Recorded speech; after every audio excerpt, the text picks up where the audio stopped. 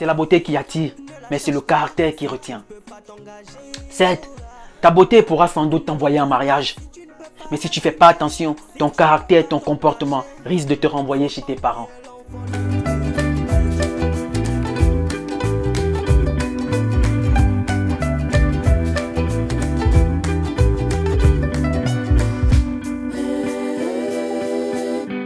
Hello family, hello internet.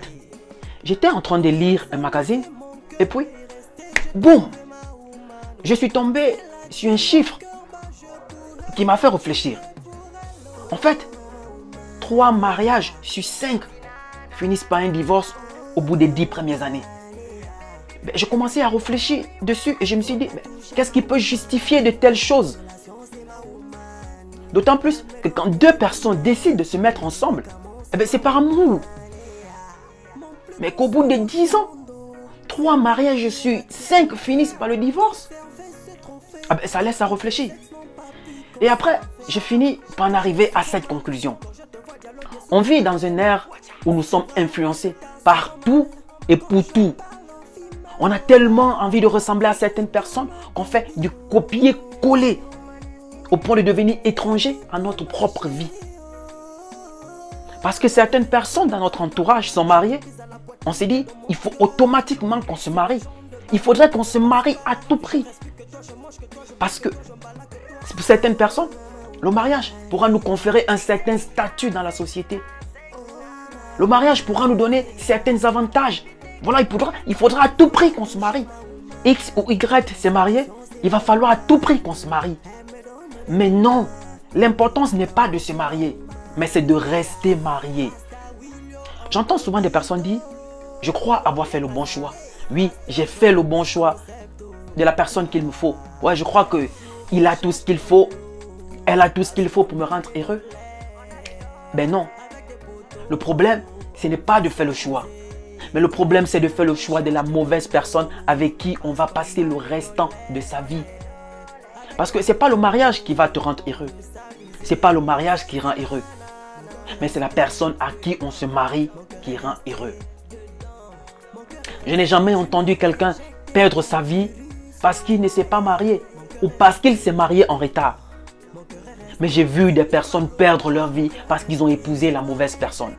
J'ai vu des personnes perdre leur dignité parce qu'ils se sont mariés à la mauvaise personne. Des riches devenus pauvres parce qu'ils ont épousé la mauvaise personne. Des personnes fortes, remplies d'énergie, devenues faibles, vulnérables parce que par précipitation, on a épousé la mauvaise personne. Des personnes heureuses devenues malheureuses pour avoir épousé la mauvaise personne. Tu sais, c'est pourquoi je dis, avant de faire le choix de la personne avec qui on va passer le restant de sa vie, cela doit se faire dans le cadre lointain de la précipitation. Parce que tu sais, le mariage, ce n'est pas une course de vitesse, ce n'est pas une compétition. Nombreux sont des mariages aujourd'hui qui sont basés sur la forme et non sur le fond. On se marie parce qu'on va faire la une des réseaux sociaux. Non, ne te marie pas parce que ta collègue est mariée. Ne te marie pas parce que ton collègue, parce que ta soeur, parce que ta copine est mariée, parce que tu es la seule dans ton milieu qui n'est pas mariée. Il va falloir à tout prix que tu te maries. Non, prends tout ton temps pour faire le bon choix, sans précipitation. Et puis, je te dirais même ceci, il est mieux de confier ton choix au bon Dieu parce que lui seul est capable de faire le bon choix à ta place. Tu sais, il connaît nos limites, il connaît nos faiblesses, il connaît nos insuffisances, il connaît nos manquements. Lui seul pourra faire le choix à ta place. Ne te marie pas en fonction du statut de la famille parce que dans le mariage, tu ne vivras pas avec la famille. Tu sais, le danger, ce n'est pas d'être en couple ou bien d'être seul. Mais le danger, c'est d'être accompagné et se sentir seul. Le danger, ce n'est pas d'avoir un compagnon, d'avoir un partenaire. Mais c'est d'être avec quelqu'un qui te montre sans cesse qu'il n'est pas avec toi.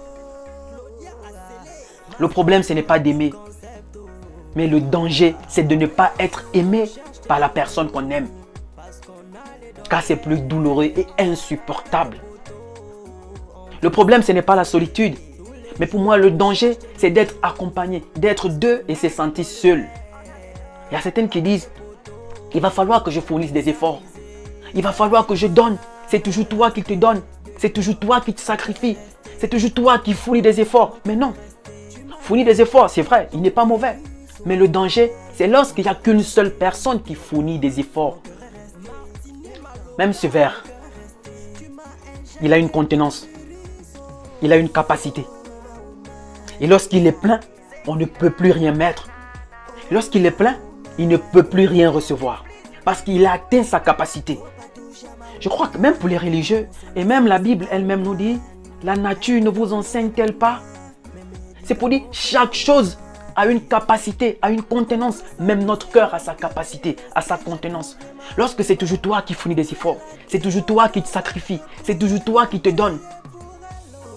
C'est vrai, c'est pas mauvais, mais c'est douloureux lorsque c'est une seule personne qui fournit des efforts. Parce que arrive un moment, on finit par se lâcher, on finit par se fatiguer, on finit par se lasser parce qu'on en a marre. Rien ne fonctionne en sentiment sans réciprocité.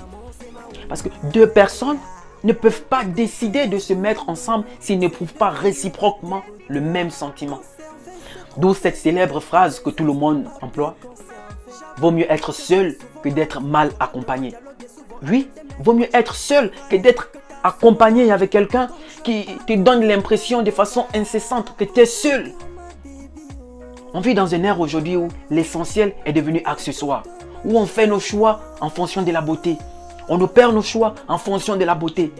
Pourtant, si la beauté, elle est passagère. La beauté, c'est un accessoire. Elle passe avec le temps. Elle fane. Mais l'essentiel, c'est le cœur. Fais le choix en fonction du cœur. Parce que le cœur, il ne change pas. Le cœur, malgré le temps, malgré des années, il reste inchangeable. Certes, c'est la beauté qui attire, mais c'est le caractère qui retient. Certes, ta beauté pourra sans doute t'envoyer en mariage. Mais si tu ne fais pas attention, ton caractère, ton comportement risque de te renvoyer chez tes parents. Ta beauté pourra te permettre de trouver un garçon, une fille, mais c'est ton caractère qui te permettra de trouver un époux ou une épouse. Ta beauté pourra t'ouvrir toutes les grandes portes des hôtels, des grandes boîtes de nuit, des grands restaurants de la place, mais c'est ton caractère et ton comportement qui t'ouvrira les portes de la mairie. Alors n'opère pas ton choix en fonction du statut social du conjoint. Si un homme pauvre te trompe, là tu peux le quitter parce que tu espères trouver mieux. Mais si c'est un fils de milliardaire qui te trompe, tu vas le quitter pourquoi? Je terminerai en te disant ceci. Il est mieux d'être un roi, une reine dans le royaume d'un pauvre que d'être une salope, quelqu'un pour qui on n'a pas de considération, on n'a pas d'estime, on n'a pas de respect dans le royaume d'un riche. Si cette vidéo t'a plu, je t'invite tout simplement à la partager et t'abonner à ma chaîne YouTube. Vous avez remarqué, il y a une musique que j'ai fait passer en fond sonore qui, pour moi, cet artiste est hyper talentueux. Il se revendique dorénavant comme étant le défenseur des femmes parce que ses textes défendent de façon intégrale la femme.